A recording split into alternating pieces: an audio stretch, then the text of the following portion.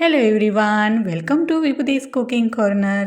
આજે આપણે બનાવીશું ફરસાણની દુકાન જેવા જ મસ્ત એવા પોચારું જેવા અને એકદમ જાળીદાર સેન્ડવિચ ઢોકળા બનાવીશું. જો રેસીપીઓ ગમતી હોય તો વિડીયોને લાઇક કરજો, તમારા ફ્રેન્ડ્સ એન્ડ ફેમિલીમાં શેર કરજો અને મારી ચેનલને હજુ સુધી સબસ્ક્રાઈબ ના કરી હોય તો સબસ્ક્રાઈબ કરજો ને આવી જ નવી રેસીપી માટે બાજુમાં આવેલું બેલ આઇકન બટનને પ્રેસ કરજો જેથી નવી રેસીપીના નોટિફિકેશન તમારા સુધી મળી રહે. તો ચાલો રેસીપી બનાવવાનું શરૂ કરીએ. સેન્ડવિચ ઢોકળા બનાવવા માટે અહીં સૌથી પહેલાં મેં 3 ગ્લાસ જેટલા ચોખા અને 1 ગ્લાસ જેટલી અડદની દાળ લીધી છે. અહીં તમે વાટકાનો માપ પણ લઈ શકો છો. અહીં મેં ગ્લાસનો માપ લીધો છે ને આટલા માપથી તમે 5 થી 6 વ્યક્તિ માટેના ઢોકળા બનાવી શકો છો. હવે આ ચોખા અને દાળને મેં ઓવરનાઇટ પલાળી દીધા છે. અહીં તમે 5 થી 6 કલાક પણ પલાળી શકો છો અને જો તમારી પાસે ટાઈમ હોય તો ઓવરનાઇટ પલાળો તો વધારે રિઝલ્ટ સારું મળશે. હવે મેં અહીં આ ગ્લાસનો માપ લીધો છે. તમે તમારી રીતે વાટકાનો કે ગ્લાસનો કોઈ પણ માપ લઈને આ બનાવી શકો છો. હવે આમાં રહેલું બધું જ પાણી નિતારી લઈશ અને હવે આપણે એને સ્મૂધ એવું આપણે ખીરું બનાવી લઈશું. હવે બધું જ પાણી મેં કાઢી લીધું છે અને મોટું એવું મિક્સર જાર લીધું છે અને મિક્સર જારમાં આપણે આ દાળ અને ચોખાને લઈ અને સારી રીતના સ્મૂધ એવું આપણે ઢોકળાનું ખીરું બનાવી લઈશું. અહીં પીસવા માટે મેં છાશનો ઉપયોગ કર્યો હતો. તમે દહીં પણ નાખી શકો છો અને તમે જોઈ શકો છો મસ્ત એવું આપણે આ બે ખીરું છે એ પીસાઈ ગયું છે. સેમ એવી જ રીતના બધું ખીરુંને આપણે પીસી લઈએ. તો તમે જોઈ શકો છો મસ્ત એવું આપણા ઢોકળાનું ખીરું છે એકદમ સ્મૂધ એવું રેડી થઈ ગયું છે.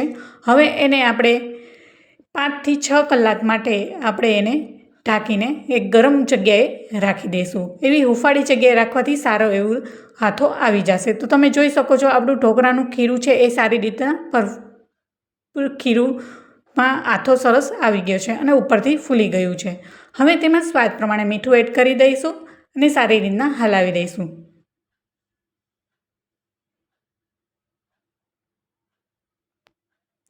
હવે આપણે જે બીજું લેયર સેન્ડવિચ ઢોકળાનું કરવાનું છે તેના માટેની ગ્રીન ચટણી બનાવવાની છે. તો અહીં મોટો એક બાઉલ જેટલા મેં ફ્રેશ લીલા ધાણા ધોઈને સારી રીતના લીધા છે અને મોટો એવો બાઉલ જેટલી પાલકને ધોઈ અને નિતારીને મેં લીધી છે. હવે એમાં એડ કરી દઈશું.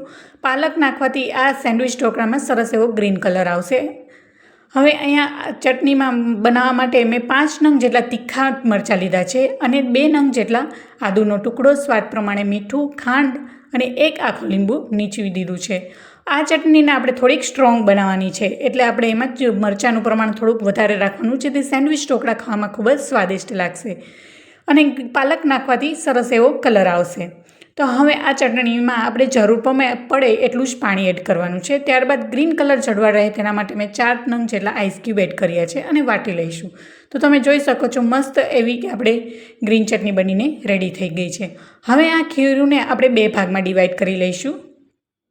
અહીં મેં એક મોટા બાઉલમાં લીધું છે અને બીજું છે એ નાના બાઉલમાં હું 3 ચમચા જેટલું આ ખીરુંને લઈ લઈશ. હવે એમાં મીઠું તો આપણે એડ કરી દીધું છે. હવે આપણે જે કુકિંગ સોડા આવે છે 1/2 ટીસ્પૂન જેટલા એડ કરી દઈએ.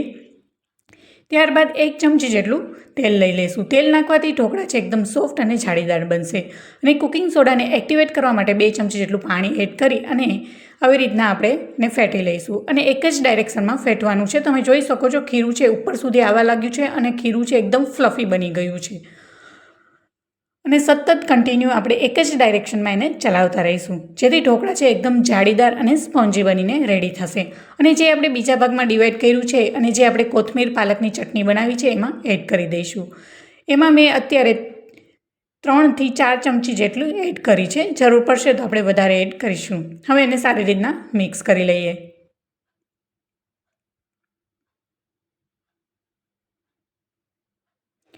સેન્ડવિચ ઢોકળાનું બીજું લેયર માટેનું આપણે આ ગ્રીન ચટણીને આપણે રેડી કરી રહ્યા છીએ. હવે મને જે જરૂર હજી ગ્રીન ચટણીની લાગે છે એટલે ફરીથી મેં 3 ચમચી જેટલી ચટણી એડ કરી છે અને સારી રીતના મિક્સ કરી લઈશું.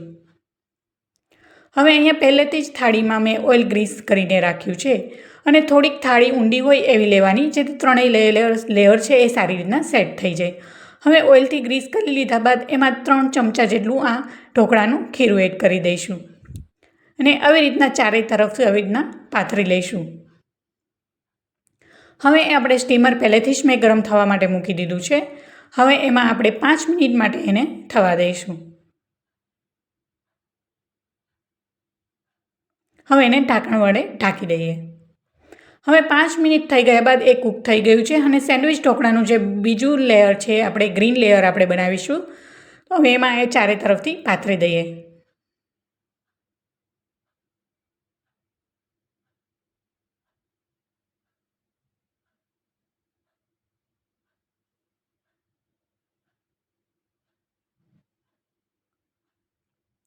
હવે એને પણ ઢાંકણ વડે ઢાંકી અને 5 મિનિટ માટે થવા દઈશું.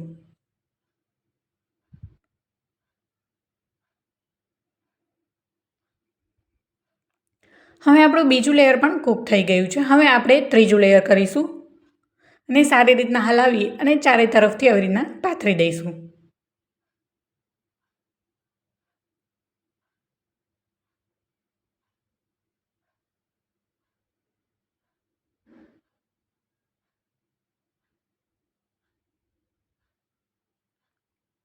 હવે ઉપરથી મરીનો પાવડર એડ કરીશું, જેથી ખાવામાં ખૂબ જ સારો એવો ટેસ્ટ આવશે. હવે આપણે આ સેન્ડવિચ ઢોકળાને 10થી 15 મિનિટ માટે થવા દેવાનું છે, જેથી ત્રણેય લેયર છે સારી રીતના કૂક થઈ જાય. તો હવે જોઈ શકો છો 15 મિનિટ બાદ આપણે આ ઢોકળાની થાળી થઈ ગઈ છે. હવે આપણે એને 10 મિનિટ માટે ઠંડુ થવા દઈશું. હવે આ ઢોકળાની થાળી છે એ ઠંડી થઈ ગઈ છે, એને કટ કરી લઈશું.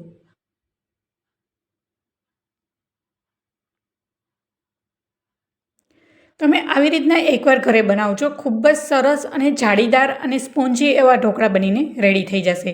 જો તમે એકવાર બનાવશો તો દુકાનમાંથી લાવવાનું ભૂલી જશો, એટલા મસ્ત સેન્ડવિચ ઢોકળા બનીને રેડી થઈ જાય છે.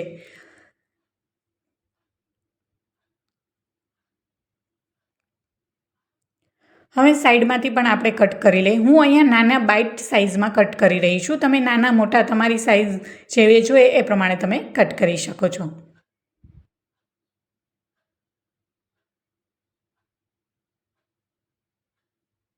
હવે આપણે આ સેન્ડવિચ ઢોકળા છે એ કટ થઈ ગયા છે. હવે આપણે એના ઉપરનો વઘાર કરીશું. વઘાર કરવા માટે અહીં મેં વઘારિયામાં 3 ટેબલસ્પૂન જેટલું ઓઇલ લીધું છે અને ઓઇલ ગરમ થઈ ગયા બાદ એમાં ½ ટીસ્પૂન જેટલું રાઈ એડ કરીશું અને રાઈ ફૂટી જાય ત્યારબાદ મેં ½ ટીસ્પૂનથી ઓછું જીરું લીધું છે. ત્યારબાદ મીઠા લીમડાના પાન લેશું. મીઠા લીમડાના પાનનો થોડોક વધારે એડ કરવાથી ખૂબ જ સરસ એવો ટેસ્ટ આવશે. ત્યારબાદ 1 ચમચી જેટલા તલ લીધા છે અને 2 ચપટી જેટલી હિંગ એડ કરી અને ચમચીની મદદથી સારી રીતના વઘારને હલાવી લઈએ. હવે આપણો વઘાર રેડી થઈ ગયો છે અને સેન્ડવિચ ઢોકળામાં સારી રીતના ચમચીથી આવી રીતના ચારે તરફથી પાથરી લઈશું.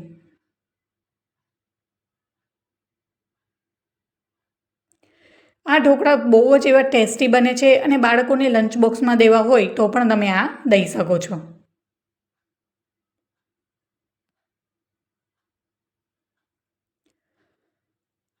હવે ઢોકળાને થાળીને ચારે સાઈડથી આવી રીતના અલગ કરી લઈશું, જેથી ઢોકળા છે ઇઝીલી નીકળી જશે.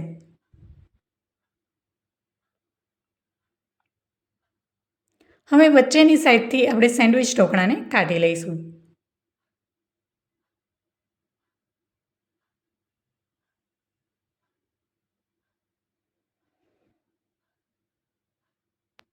તો તમે જોઈ શકો છો એકદમ સ્પોન્જી અને જાળીદાર, જો હું દબાવીને તમે જોઈ શકો છો એકદમ સ્પોન્જી અને જાળીદાર આ સેન્ડવિચ ઢોકળા બનીને રેડી થઈ ગયા છે. અને જે વચ્ચેનું લેયર છે આપણે ગ્રીન ચટણી બનાવી છે, એકદમ સ્ટ્રોંગ બનાવવાની, જેથી ખાવામાં ખૂબ જ ટેસ્ટી એવી લાગશે.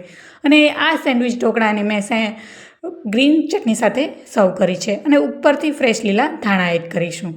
તો જોતાં જ ખાવાનું મન થઈ જાય. એકદમ પોચા રૂ જેવા જાળીદાર ફરસાણવાળાની દુકાન જેવા સેન્ડવિચ ઢોકળા બનીને રેડી થઈ ગયા છે.